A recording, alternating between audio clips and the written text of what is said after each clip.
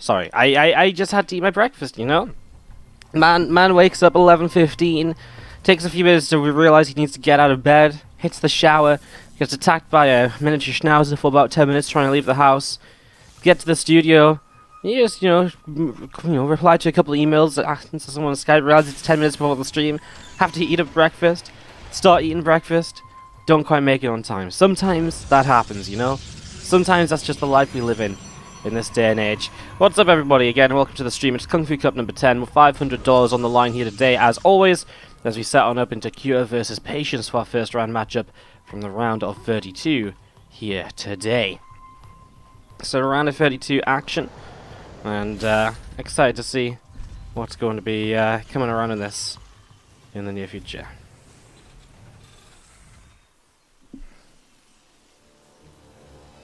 So, again, what's up? On a 2-minute delay today because we have a double header. I haven't even tweeted that we're live yet. We'll do that in a little bit. But yeah, double header today. Looking forward to bringing you guys 2 lots of StarCraft 2 action.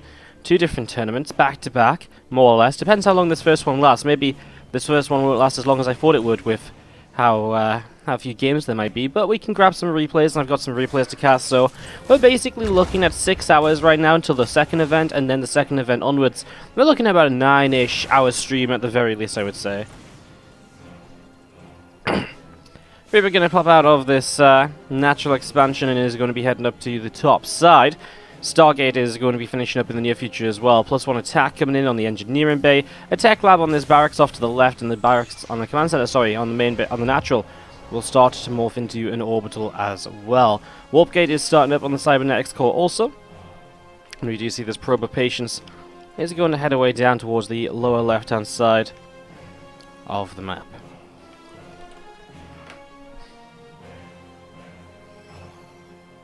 So, for the moment, it's very much so a very standardized game. It was a second rack's very early on, which means the stim pack does come up pretty quick as well. A third rack's now on the way, so it really is lining up these bio upgrades very early in the game. So, Kira is definitely looking aggressive compared to some of the other. It's weird because in a way I feel like when you build up this bio so aggressively early, it feels like you can be so aggressive because you have the upgrades. But at the same time, it's actually less aggressive than a usual 1-1-1 setup, because a lot of the 1-1-1 setups allow you to be aggressive earlier than waiting for stim pack to finish, even if you go into stim super quickly. So it's a pretty interesting scenario, I suppose. We do see a couple more gateways from Patience actually on the way up right now. So again, those extra gates on the way. Resonating Glaives, meanwhile, is being chrono boosted on the Twilight Council. Single Adept is chasing down this Reaper at the moment as well, pushing that away up the right-hand side of the map as this Oracle from Patience is going to try and come in towards the natural expansion. So, Oracle trying to come in towards the natural. We do see the Nexus coming up on the far right-hand side, the third base here being established at the moment. And we have that Reaper coming forwards and picking away at that probe, which is... I'm actually not sure what this probe was trying to do. Maybe it was just trying to make its way back home. Either way, the Reaper finds it off to the left side there, as we do see a rover facility and a forge coming down. But again, the Glaives initially, so it's going to be an adept-based play. But not a massive kind of adept-based play. I mean, we're only on, 3 gateways, and they're only just now morphing into warp gates. So, it's not like there's a massive amount of adepts. There's probably going to be a fairly quick blink afterwards, I would imagine. And just playing a very gateway-heavy style of units here throughout the early stages. We do see the Oracle moves forwards, hits the Revelation, and we'll be moving the Oracle off to the right side. Now, through the center of the map, we do have some adepts getting in towards the center and looking to see what they can get up to. Blink and a +1 attack upgrade currently on the way out right now from Patience as well. Robotics facility is going to start the Warp Prism too. So, Warp Prism on the way up. And have a couple of gateways coming down in the main base. In fact, another few gateways coming down the main base. So, I mean, that's kind of expected, right? He's already got Resonating Glaives. He's now getting Blink. He's playing a gateway style. To play a gateway style, you kind of need the gateways. Going up to 8 gates right now, I mean, I think this is very much so expected. Revelations keep the Marines tagged, and that means he's very much so aware of all times of where the bio army is, which means he can very much so keep these adepts on the map, and he can be very, he can be able to pull them into position and counterattack with them whenever necessary. And you will see this attack starting to move forwards right now. The Medivacs will probably boost to try and gather up with these. Maybe just kind of picking up an extra couple of reinforcements as he goes. The sentries are currently already warped in. Actually, a couple force fields available. Stalkers are going to help to kick down these rocks, and that is going to slow Kyo down just a little bit. And here, will he go for the rock kills? Yes, he will. He wants to access this straight away.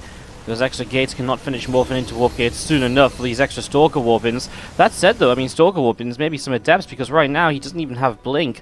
That's not about 40 seconds away. Warp Prism in the main is looking to be the distraction at the moment to stop Kyo from focusing on the forward's attack. But Bioyans come in to reinforce, and Warp Prism has to pull away. Force fields do not come down as required. And this Bio Army is on top of the Protoss, and that's just a straight up GG, because Patience, he needed those force fields. Start down to the bottom left-hand side with that Terran player, who's obviously after that. Now 1 game up. Our green Terran player is Kyo. And to the upper right-hand side, we've got ourselves the red Protoss player. It's Patience.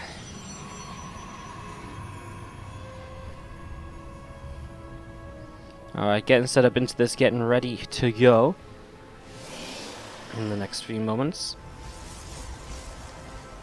As we just build ourselves up here on Lost and Found.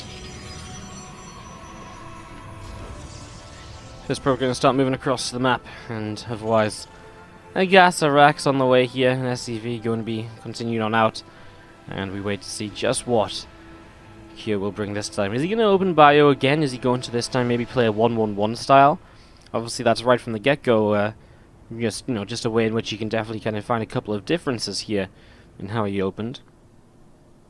Probe is going to continue moving down towards the lower left side, and again, as he approaches here, Patience will pop up in towards the main base, have a little bit of a look to see just what's going on. SCV comes forwards, and again, that probe of Patience just going to be taking a little bit of damage. Reaper's on the way out now as well, so Reaper getting going. Obviously, so far very standard. We don't get to see exactly what this is going to be just yet, but in the next couple of minutes, that's when things really develop. I mean, even in the next 20 seconds or so right now, we'll see factory or second barracks, and this time I think it is going to be the factory play, and simply because gas racks really opens up to a factory rather than racks gas, which would be kind of more barracks focused. People from Kyo are going to move out onto the map here, as we're going to be seeing this probe of Patience. Still poking around in towards the upper left-hand side. Kyo going towards the upper right, as we see the Nexus is about 75% of the way done here for Patience, so again, I mean, that's a very standard timing, and in terms of the Protoss tech structures, we're about to start seeing those coming down, and there it is, the Stargate, just to open things up with here from Patience. Last game, just a very simple single Oracle that gave him a lot of vision, gave him a very good idea about when Kyo is moving across the map. The question is, this time, will he just be doing something similar? Maybe this time he builds into more Phoenix because of the factory being up. Phoenix is actually surprisingly decent at holding off any sort of 1-1-1 based aggression in the early stages of the game. This Stalker gets very close to that Reaper, and that's a mistake by Kyo. A mistake which cuts him off. That Reaper going down. Now Kyo missing some vision, and oh, I love it. The pylon here is going to block the factory from the reactor, and that means he can't build the double cyclone which he might have otherwise been looking for. That is actually quite the frustration right now, as we're going to be seeing this probe coming in and really making a pain of itself. I mean, again, if this was meant to be 2 cyclones, well, now it definitely isn't. And it's definitely meant to be 2 of something off of the factory, because barracks moved away from that reactor to enable it here. Pylon gives high ground vision too, so the Stalker can kind of fight, and all the while that this cyclone kind of pushes Stalkers back, it's not spending time on the pylon. And so, as far as Patience is concerned, that's great, of course, because the less time spent on that pylon, the more time it's blocking the factory from actually building on the pylon. And these Stalkers are a really nice little bit of micro in and out. Yes, they don't kill the cyclone, but they keep it busy. Again, they delay the amount of time it takes for factory to jump onto the reactor here. Just in general, this entire setup here from Patience has been very frustrating, as now we will see a second Oracle about to come out as well, head across the map. The first one's just arriving. We'll immediately commit onto the Marines on the low ground, and we'll get a couple of kills here. Can maybe get a couple SCVs as well, and that works out quite nicely in the end. Just the one SCV. Oh, we'll lose it though. Oh, no way. That Oracle actually got out of range of the Cyclone just at the last moment there. If we really actually thought that Oracle was dead, so it turns out a little bit differently than expected. As now we're going to be seeing yet another Oracle on the way, and with 2 more gates coming up, a pylon being placed aggressively, have to start wondering about the aggressive opportunities of Patience right now. Again, he slowed down this reactor play for a long time, and at the moment there isn't really that much, just a bunker that's being built. And this is maybe why we see, I mean, a third Oracle is already kind of hinting towards aggression. It hints towards the idea of, right, I'm going to build up these Oracles and we are going to go for it ASAP. So, heading into this right now, we see there's the third Oracle joining up. I mean, there's a transition behind this. There's a Twilight Council, there's a Forge, there's a Robo Facility. The next set of tech tree structures are on the way up. And that will lead into Blink, Observers, maybe an Immortal or two, and eventually the Robo Bay. But for now, Patience is definitely looking to at least sit at the front here and apply some pressure.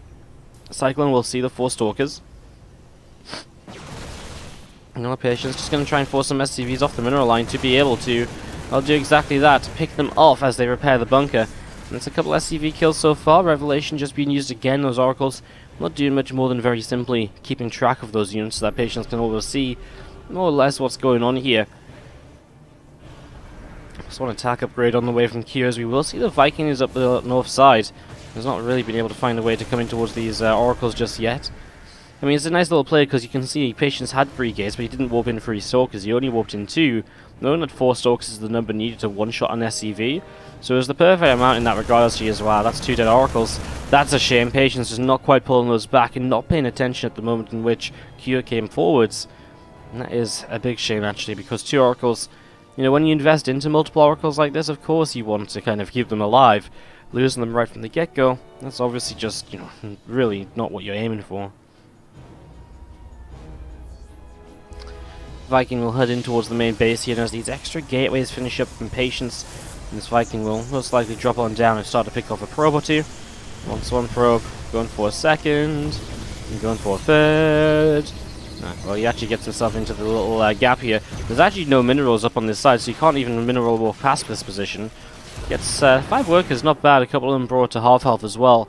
Maybe could have been 1 more if he target fired properly, but obviously there was some blocking, as we are going to be seeing Widow Mines, a Cyclone, and Marines from Q gathering together and getting ready to push in towards the 3rd base.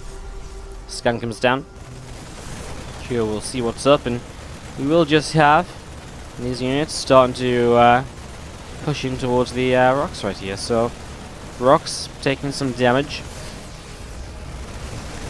Still even being used. Really wants to get rid of these so he can push on in, but not sure if there's really anything for him to do by pushing in here. 2 shield batteries, a photon cannon as well.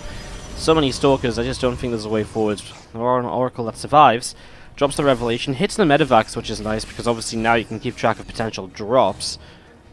I thought that it was maybe the next 2 Medivacs that were heading to the left side.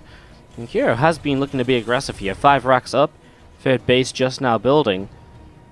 But so far, he's not finding a way to attack. But maybe now he makes his way to a location that's very dangerous, because now it's very easy for him to just, you know, load up and, you know, jump in towards the main base with a set of dropships. As we will see, Oracle will need another Revelation here in a moment. We'll want to drop that down towards the Widow Mines especially, and at least be able to track those during the fight, as we are going to be seeing the yesterday fight here. Force fields again, couple of Marines and a Marauder. Getting picked away at there, but some other units getting saved by that Medivac as it comes forward. And Q being held off purely by force fields at the moment. Wouldn't mind some of them just going to unburrow and start to press a bit further forwards. And there's the Revelation though, so now the Widow Mines are seen as they burrow, and here we go.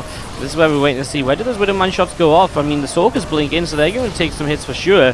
There's still some more Widow Mines in the back, and I think that blink forwards was really questionable, because now, I mean, now the Stalker count took a bit of a beating. More depth warp in though, and that might just be the answer here, because Kira hasn't really been able to reinforce himself.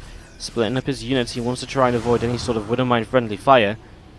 Still able to hold this position. The 2 Immortals really add a big buffer and a big kind of, you know, bit of power to this army that's maybe not as noticeable when you're just looking at this army straight up. And I think that's going to be one of the big things that just keeps Patience alive here, is those force fields are continuing to be great. Compared to the force fields in game 1, which straight up lost him the game, the lack of them. This game number 2 is looking pretty good for the force fields. Sentries again low on energy now. There's only 1 or 2 force fields left. The Patience has bought a lot of time. He's been able to stack his units together. +1 armor is about to finish as well, and that goes a long way in a fight. As we'll be seeing, a lot of this is going to come down to those Widow Mine hits. If the Widow Mines hit on a huge clump of adepts, take those down quickly. Obviously that's going to be potentially very different to if these Widow Mines do a lot of friendly fire, etc. This is the commitment, I think, from Patience, and here we go. The Widow Mines will go off on a lot of adepts. The friendly fire isn't amazing, honestly. He just needs a few more adepts, because without them, he doesn't really have any use to tank with. And right now, the sentries are going down. Widow Mines burrow on top of Immortals, and that's going to be kind of dangerous as well. Kyo will break through this. GG from Patience. I really thought the force field had bought them the time, but again, the final